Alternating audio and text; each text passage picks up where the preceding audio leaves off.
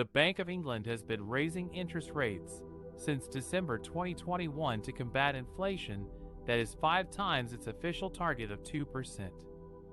Inflation is the rate at which the prices of goods and services increase over time, and it affects the purchasing power of consumers and businesses. The main reason for the high inflation in the UK is the surge in energy prices, which have more than doubled in the past year due to global supply disruptions and rising demand. Other factors include labor shortages, supply chain bottlenecks, and higher taxes. The Bank of England's main tool to control inflation is the bank rate, which is the interest rate it charges to commercial banks for borrowing money. By increasing the bank rate, the Bank of England makes borrowing more expensive and saving more attractive, which reduces the amount of money circulating in the economy and lowers the demand for goods and services. On December 16, 2021, the Bank of England increased the bank rate by 0.15 percentage points, from 0.1% to 0.25%. This was the first rate hike since the onset of the pandemic, and it took the bank rate to its highest level since 2009. The decision was made by a majority of 8-1 among the members of the Monetary Policy Committee, MPC, which sets monetary policy to meet the inflation target and support growth and employment. The Bank of England said that there was a strong case for tightening monetary policy now, given the strength of current underlying inflationary pressures and in order to maintain price stability in the medium term. It also said that inflation was likely to rise further in the near term, reaching 6% by next spring, before falling back gradually as energy prices stop rising and supply disruption eases. However, the Bank of England also acknowledged that there were downside risks to economic activity from the Omicron COVID variant, which has been spreading rapidly within the UK and around the world. The new variant poses new challenges for public health and could lead to lower consumer confidence, reduced spending, and more restrictions on social and economic activity. The Bank of England said that it would monitor closely the evolution of Omicron and its implications for inflation and output. It also said that it would not hesitate to adjust monetary policy as appropriate if there were significant changes in the outlook for inflation or growth. The Bank of England's rate hikes have implications for households and businesses across the UK. For borrowers, especially those with variable rate mortgages and loans, higher interest rates mean higher monthly repayments.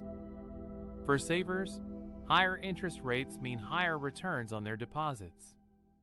For businesses, higher interest rates mean higher costs of borrowing and investing, which could affect their profitability and growth prospects. The Bank of England's rate hikes also have an impact on the exchange rate of the pound sterling, which tends to appreciate when interest rates rise. A stronger pound makes imports cheaper but exports more expensive, which could affect the trade balance and competitiveness of UK firms. The Bank of England's rate hikes are part of a global trend of central banks tightening monetary policy in response to rising inflationary pressures. The European Central Bank, the US Federal Reserve, and other major central banks have also announced plans to scale back their stimulus measures and raise interest rates in the near future. The Bank of England's rate hikes are intended to bring inflation back to its 2% target over time, while supporting a sustainable recovery from the pandemic. However, they also pose challenges and uncertainties for consumers and businesses in a rapidly changing economic environment. The UK labor market has been undergoing significant changes in recent months as the economy recovers from the pandemic and adjusts to new trading arrangements with the EU. These changes have created both challenges and opportunities for workers and employers, and have implications for the Bank of England's monetary policy decisions. One of the main challenges facing the UK labor market is the emergence of labor shortages in some sectors and regions. According to a survey by KPMG and the Recruitment and Employment Confederation, Job placements remained high in July, but staff availability fell to a record low, as employers struggled to find suitable candidates for their vacancies. Some of the factors behind these shortages include the loss of foreign workers due to Brexit and COVID-19 travel restrictions, the mismatch between the skills and locations of job seekers and employers, the reluctance of some workers to change jobs or sectors due to uncertainty or health concerns, the reduced availability of childcare and public transport, the increased demand for labor in some sectors that have reopened or expanded after lockdowns, such as hospitality, retail, construction, and logistics. These shortages have put upward pressure on wages, as employers have had to offer higher pay or incentives to attract and retain staff. The KPMG/REG survey found that starting salaries and temporary pay rates rose at record rates in July. The Bank of England's agents also reported that some firms had increased wages or bonuses to address recruitment difficulties, especially for heavy goods vehicle drivers. Higher wages are generally a positive sign for workers and the economy, as they boost incomes and spending. However, they also pose a risk of fueling inflation if they are not matched by higher productivity or lower profit margins.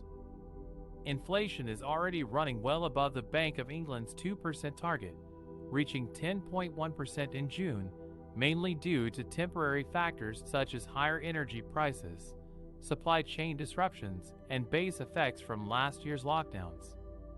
The bank expects inflation to peak close to 4% later this year, before falling back towards its target in 2022. However, this outlook depends on how the labor market evolves in the coming months. If labor shortages persist or worsen, they could lead to more persistent wage pressures and higher inflation expectations among workers and businesses. This could make it harder for the bank to bring inflation back to its target in a timely manner, and could require further tightening of monetary policy. On the other hand, if labor shortages ease or moderate, they could result in lower wage pressures and more subdued inflation. This could happen if some of the factors behind the shortages prove to be temporary or reversible, such as the return of foreign workers as travel restrictions are lifted or visas are made more flexible, the improvement of skills and mobility of workers through training, education, or relocation support the increase of labor supply as more people rejoin the workforce after furloughs.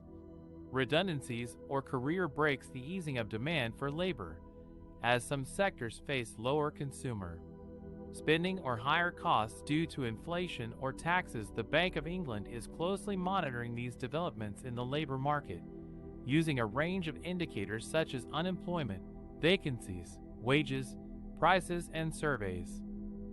It is also taking into account other factors that affect the outlook for growth and inflation, such as fiscal policy, consumer confidence, business investment, and global conditions. Based on its latest assessment, the bank decided to raise its main interest rate from 0.1% to 0.25% in May 2023, following an earlier increase in December 2022. This was intended to prevent inflation from becoming too high or persistent, while supporting the recovery of the economy. The bank has signaled that it is likely to raise interest rates further in March 2023, unless there is evidence of less inflationary heat in the labor market. However, it has also indicated that it will not raise interest rates too quickly or too far, as it expects some of the inflationary pressures to fade over time. It has also stressed that its decisions will depend on how the data evolves, and that it will remain flexible and responsive to any changes in the economic situation.